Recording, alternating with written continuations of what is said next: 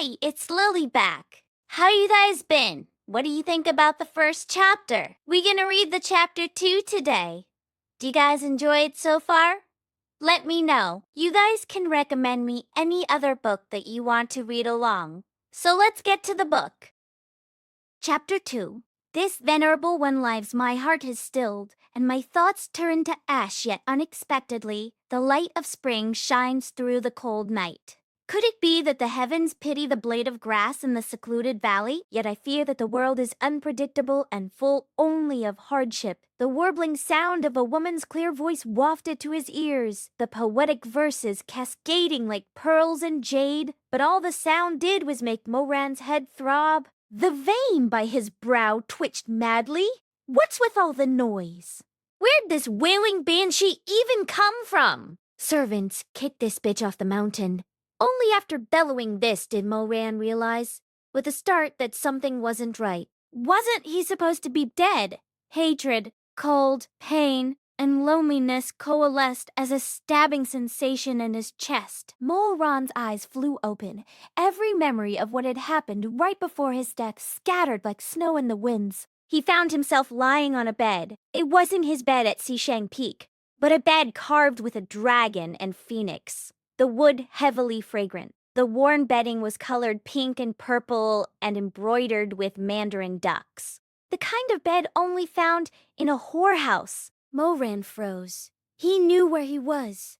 This was the house of accommodation near Xishang Peak. This so-called house of accommodation just meant some brothel. Come for the fun. No strings attached. In his youth, Moran had gone through a period of debauchery during which he spent his nights at this exact establishment more often than not. But this place had been sold and converted into a wine shop long ago when he was in his 20s. How, after dying, had he ended up here of all places? Had he transgressed too terribly in life and wronged too many people, so much so that the king of the underworld had punished him by making him reincarnate as a prostitute to take customers? While Moran's imagination ran wild, he casually turned over in bed. Unexpectedly, he came face to face with a slumbering person. What the hell? Why was there a person next to him? A man, at that, and a totally naked one to boot. The man had an androgynous appearance with gentle, lovely features that were pleasing to the eye. Moran kept his expression blank, but his heart was full of turmoil. He stared at that pretty boy's slumbering face for a while before it hit him. Wasn't this the boy toy he doted on when he was young? Hadn't he been named Wrong San? Or was it Wrong Jew? It didn't matter whether it had been San or Jew. What mattered was that this prostitute had caught a sexually transmitted disease and died so many years ago that by now even his bones had rotted away. Yet here he was, delicately curled by Moran's side, neck and shoulders dotted all over with blue and purple love bites. Moran grimaced, lifted the quilt, and took a peek downward. This Rongju, or San, or whatever, he'd just call him Rongju for now. This Rongju's pretty little body was covered in rope burns, and his pale, tender thighs were still intricately bound with red rope. Moran stroked his chin. How interesting. Consider this exquisite rope art, this skilled technique, this familiar scene. Wasn't this his own fucking handiwork? Being a cultivator, the concept of rebirth wasn't new to him, and he began to suspect that he had somehow gone back in time. To confirm his suspicions, Moran went to find a copper mirror. The mirror was worn, but in good enough condition to vaguely make out his appearance within it. Moran had been 32 when he died, but the face reflected in the mirror was rather young. It was a charming face that exuded a youthful audacity, and it looked no older than 15 or 16. There was no one else in the room. Thus, after much consideration, the once cruel ruler of the cultivation world, the despot of Sichuan, emperor of the mortal realm, and lord of Xishang Peak, Taxian Jun, Moran himself, expressed his honest thoughts. Fuck! At this, the sleeping Rongju was fuck awake. The pretty thing sat up languidly, thin quilt sliding off his shoulder to reveal an expanse of pale skin. He gathered his long, soft hair, and lifting his peach blossom eyes smudged with red ink, yawned. Oh! Mogongzi, you're up early today. Moran did not respond way back when. He had indeed liked Rongju's type, delicate and androgynous, but now the 32-year-old Taxian Jun couldn't figure out what the hell he had been thinking when he found this kind of man attractive. Did you not sleep well last night? Nightmare? This venerable one fucking died? How's that for a nightmare? Rongju thought Moran's continued silence was the symptom of a bad mood, so he slipped off the bed to stand before the carved window and wrapped his arms around Moran from behind. Mo Gongzi, pay attention to me, he sang coyly. What are you spacing out for? Moran's face turned blue at this embrace. He wanted nothing more than to rip this hussy off of himself and grant that fragile-looking face a couple dozen slaps, but he managed to suppress the urge. His head was still spinning with uncertainty about the whole situation. After all, if he really had been reborn, then he couldn't just beat up Rongju out of the blue after spending the previous day being all lovey-dovey with him.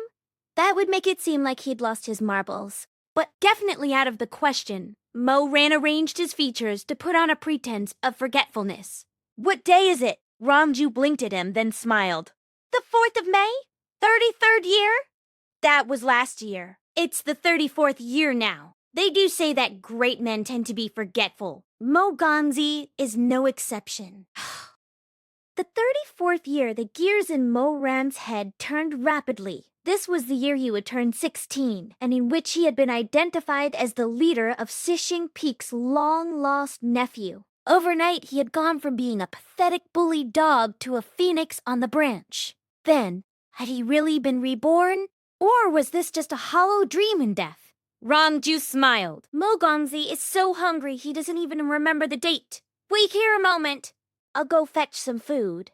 How do fried Yuchon pancakes sound? The newly reborn Moran wasn't sure how to deal with all this yet, but he figured that things ought to be fine if he just followed the same approach as before. And so he thought back to his charismatic manner of those long-gone days and, suppressing his disgust, playfully pinched Rongju's thigh. Sounds delicious, he said. Bring a bowl of kanji too, and when you get back, I want you to feed me. Rongju pulled on some clothes and left. Soon returning with a tray, atop which was balanced a bowl of pumpkin kanji, 2 crispy Yuxuan pancakes, and a plate of appetizers. Moran happened to be a little hungry and was just about to dig into the pastries when Rongju brushed his hand away. Allow me to serve Gongzi.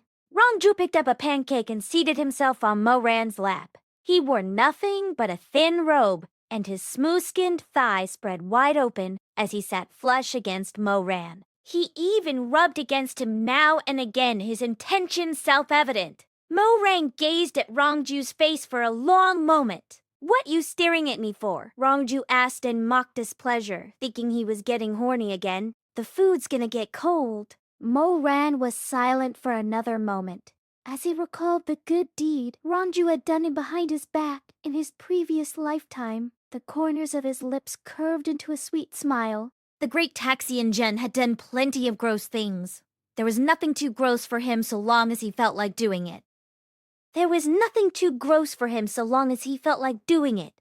This right here would be just putting on a show, mere child's play. Moran casually leaned back against the chair and smiled. Sit. I'm already sitting. You know very well where I'm telling you to sit. Rongju blushed and sputtered. Why the rush, Gongzi? Why not finish eating fur? Before Rongju could even finish his sentence, Moran pulled him forward and pressed him back down. Rongju's hand shook and knocked the bowl of kanji to the floor. Mo Gongzi, he managed between gasps, the bowl, leave it, but you should still eat first. Nah. Am I not eating right now? Moran held his waist, the lovely visage of Rongju with his head flung back reflected in his pitch-black pupils. In Moran's previous lifetime, he'd like to kiss those captivating red lips during these moments of intimacy.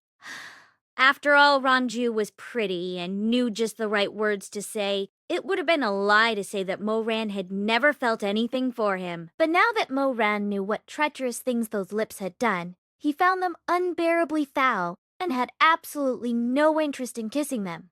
The 32-year-old Moran was different from the 15-year-old Moran in many respects. For example, the 15-year-old him had still known gentleness in love and intimacy. However, the 32-year-old him knew only violence. After Mo-Ran was done, he looked at Rongju, passed out from getting fucked to within an inch of his life, with an undercurrent of something dark in his gaze. As he looked, his eyes curved faintly, carrying a hint of that sweet smile. He was incredibly good-looking when he smiled, his eyes a bold, rich black with, from certain angles, a sheen of arrogant purple. Still smiling, he dragged Rongju onto the bed by his hair and casually picked up a shard of the broken bowl from the ground, which he held by Rongju's face.